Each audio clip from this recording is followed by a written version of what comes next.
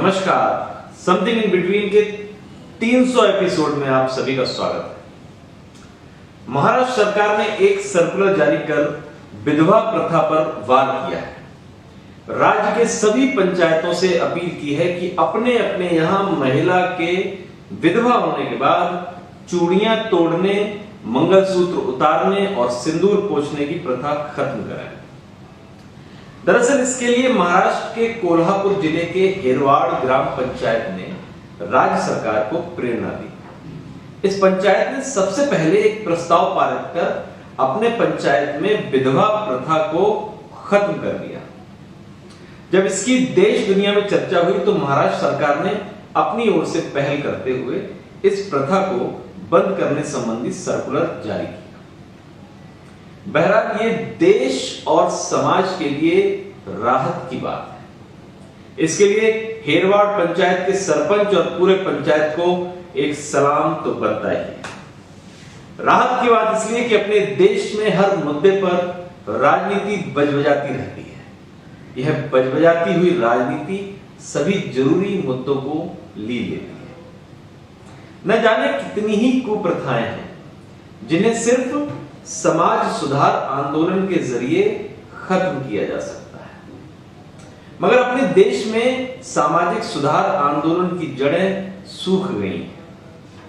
इन कुप्रथाओं पर धार्मिक प्रतिनिधि रोक लगा सकते हैं, मगर अफसोस की बात यह है कि हमारे देश के धार्मिक प्रतिनिधि समाज से कट गए। इन पर राजनीति हावी हो गई है, इतनी हावी कि धार्मिक प्रतिनिधि राजनीतिक दलों की कठपुतली बनकर रह गए। इसमें किसी एक धर्म का प्रतिनिधि नहीं बल्कि सभी धर्मों के प्रतिनिधि शामिल हैं। मसलन सनातन धर्म की बात कीजिए। देश की दो प्रमुख नदियां गटर बनने की राह पर है। गंगा लगातार मैली होती जा रही है तो यमुना एक गटर में तब्दील हो चुकी है। मगर आपको याद नहीं होगा कि इतने महत्वपूर्ण मुद्दों पर किसी धार्मिक प्रतिनिधि ने कोई अभियान चलाया। वह भी तब जब यही धार्मिक प्रतिनिधि कहते हैं कि गंगा नदी स्वर्ग से निकली है। न जाने कितने ही धार्मिक अनुष्ठान इन नदियों के बिना नहीं हो सकते।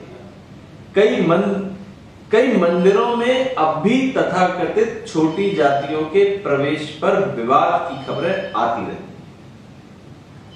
दलित दूल्हे की महज घोड़ी पर बैठने पर पिटाई और हिंसा की खबरें आम हैं। जाहिर तौर पर ये कुरीतियां सामाजिक और धार्मिक आंदोलनों से ही खत्म हो, मगर यही धार्मिक प्रतिनिधि ऐसे जरूरी मुद्दों के उलट धार्मिक वैमनस्य से फैलाने में राजनीतिक दलों की कठपुतली का काम कर रहे हैं। खुद को धर्म विशेष का प्रतिनिधि होने का दावा करने वाले हेट स्पीच दे रहे हैं। समाज को जोड़ने के बदले तोड़ने का काम कर रहे हैं। ऐसा नहीं है कि यह सिर्फ हिंदू धर्म में हो रहा है। मुस्लिम धर्म की स्थिति तो और भी बदतर है। मौलवी ऐसे ऐसे फतवे जारी करते हैं जिसमें कोई भी हैरत में पड़ जाए। कई बार लड़कियों के शिक्षा के खिलाफ फतवा जारी हुआ है। कुछ दिन पहले हिजाब विवाद चरम पर था। मुस्लिम धार्मिक प्रतिनिधियों ने इसे धर्म से जोड़ दिया। बच्चियों को शिक्षा प्राप्त करने की प्रेरणा देने के बदले ऐसी मुहिम चलाई कि हिजाब को अनिवार्य मानकर कई बच्चियों ने परीक्षा तक छोड़कर अपना भविष्य अंधकार में बना लिया। इस धर्म के अंदर कभी भी 3 तलाक जैसी कुरीतियों के खिलाफ आवाज नहीं उठी। उल्टे इसे जायज ठहराने की मुहिम जरूर चलाई गई। कहने का आशय है कि हमारे धार्मिक प्रतिनिधियों ने सुधार की राह आगे बढ़ाने के बदले इसमें स्थायी ब्रेक लगाने का काम किया। ध्यान से देखें तो सभी धर्मों पर पुरुषवादी सोच हावी है। यह एक ऐसी सोच है जो महिलाओं को समाज में दोयम दर्जे में रहने के लिए मजबूर करती है। मसलन विधवा प्रथा का ही मामला लीजिए। बनारस मथुरा में जाने कितनी महिलाएं अमानवीय परिस्थितियों में मौत का इंतजार कर रही हैं। महिला के विधवा होने पर उनके लिए तमाम तरह की पाबंदियां थोपी गई। मसलन विधवा होते ही उसके लिए नीरस जीवन जीना अनिवार्य है। उसे जीवित रहने तक सुख महसूस नहीं होना चाहिए।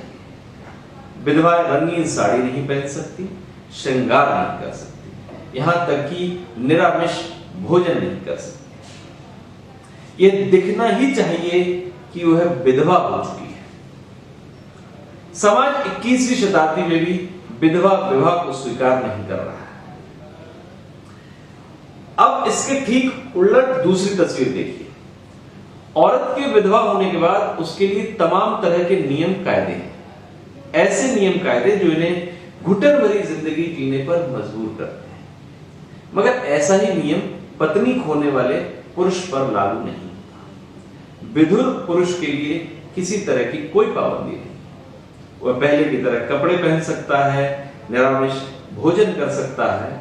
मतलब विधुर पुरुष के लिए एक भी नियम नहीं है जिससे पता चले कि वह अपनी पत्नी को खो चुका है। बहरहाल विधवा प्रथा को खत्म करने वाले हेरवाड़ ग्राम पंचायत के सरपंच सुरगोड़ा पाटिल चर्चा में है। पंचायत के प्रस्ताव के संबंध में पाटिल ने दिल छूने वाली बात कही। वो कहते हैं, हम महान समाज सुधारक छत्रपति शाहू जी महाराज की जन्म स्मृति शताब्दी वर्ष मना रहे हैं। उन्हीं से प्रेरणा लेकर इस आशय का प्रस्ताव पारित किया गया है। पाटिल कहते हैं कि पहले बाढ़ और बाद में कोरोना महामारी के कारण गांव की कई महिलाएं विधवा हो गई। इन्हें विधवा वस्त्र में देखकर अच्छा नहीं लगता था। ऐसे में पंचायत में विचार हुआ कि विधवा होने के कारण महिलाओं को दिए जाने वाले कष्ट को क्यों न बंद किया जाए। बातचीत के बाद पंचायत में सहमति बनी। इसके बाद हमने इसी महीने इस आशय का प्रस्ताव पारित किया। जाहिर तौर पर इस प्रस्ताव को देश और दुनिया में चर्चा मिली। प्रस्ताव की जमकर सराहना हुई। इसके बाद महाराष्ट्र सरकार ने इससे संबंधित सर्कुलर जारी किया। महाराष्ट्र सरकार की शिक्षा मंत्री वर्षा गायकवाड़ कहती हैं कि पंचायत के प्रस्ताव से हमें प्रेरणा मिली है। इसके बाद सरकार के स्तर पर इसे पूरे राज्य में लागू करने पर विमर्श हुआ। फिर हमने सर्कुलर जारी कर राज्य के सभी पंचायतों से इसे अंगीकार करने की अपील की है।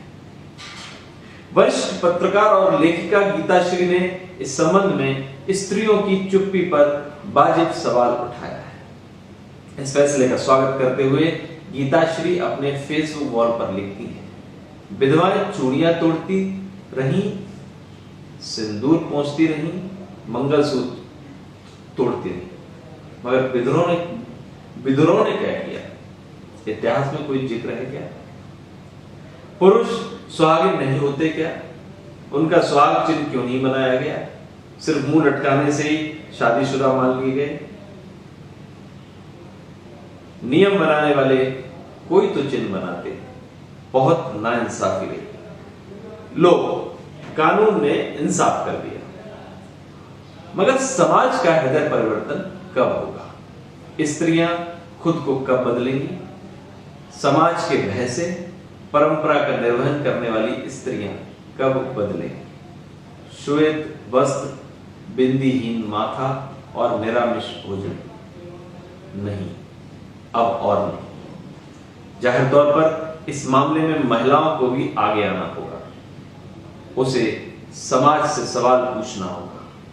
समाज को कटघरे में खड़ा कर पूछना होगा कि विधवा महिलाओं के ये नियम किस धर्म ग्रंथ से लिए गए हैं? क्या भगवान ने इस आशय का कोई आदेश दिया था? क्या किसी अवतारी भगवान ने विधवाओं के लिए अमानवीय नियम बनाए थे? सवाल नहीं पूछेंगे, लड़ेंगे नहीं, बहस नहीं करेंगे तो बदलाव नहीं होगा। नमस्कार।